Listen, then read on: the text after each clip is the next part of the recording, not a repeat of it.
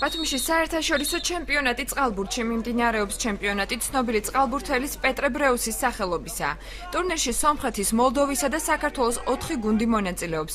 სპორტული ღონისძიება დღეს დაიწყო და 1 სექტემბერს საზეიმოდ დაიხურება. ტურნირი აჭარის წყალბურთის ფედერაციის ორგანიზებით ტარდება. მონაწილეობენ მოლდავეთის, სასონხეთის, საქართველოს გუნდები. მოვალში ვაპირებთ უფრო გაფართოებას და ბევრმა ქვეყანამ რომ მიიღოს მონაწილეობა ამ ტურნირში. ანუ ეს ტურნირი მიზანი იმის რომ განვითარდეს წყალბურთი. აჭარაში და მთლიანად საქართველოში. საერთაშორისო ჩემპიონატის გახსნას პეტრე ბრეუსის შვილი მოსკოვში მოღვაწე ბიზნესმენი შალვა ბრეუსიც დაესწრო. ბიზნესმენი საქართველოში მრავალწლიანი პაუზის შემდეგ საპარლამენტო არჩევნებიდან რამდენიმე თვეში ჩამოვიდა.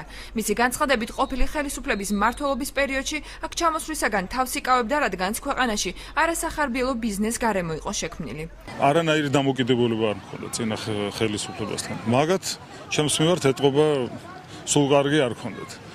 მაგრამ ისე როგორც ვიცი, ქართველი ბიზნესმენები მოსკოვში ორმაგი გზნობა ქონდათ. რუსეთიდან სურვილი ქონდათ საქართველოში ჩავიდნენ, საქართველოს დაეხმარონ, რამე გააკეთონ თავის სამშობლოსთვის და მეორე მხრივ ერიდებოდნენ ჩამოსვლას. რატომღაც გზნობდნენ დაძაბულობას. საქართველოში ყოფნის პერიოდში შალვა ბრეუსი ბათუმობის დღესასწაულსაც დაესწრება. მე ვფიქრობ ძალიან კარგი ზეიმია, ხო და ძალიან მოხარული ვიქნები თუ გაგრძელდება ეს ტრადიცია და ტრადიციად გადაიქცევა საერთოდ. ეს არის ძალიან კარგი ამბავი.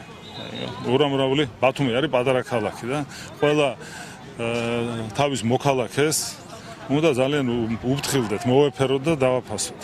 სადაც არ უნდა ცხოვრობდეს, არ აქვს მნიშვნელობა. რაც შეეხება ბრეუსის საქართველოში განსახორციელებელ პროექტებს, ის ხაზგასმით აღნიშნავს, რომ აქ ბიზნესის წარმოების სურვილი არ გააჩნია და საქველმოქმედო პროექტების განხორციელებით შემოიფარგლება.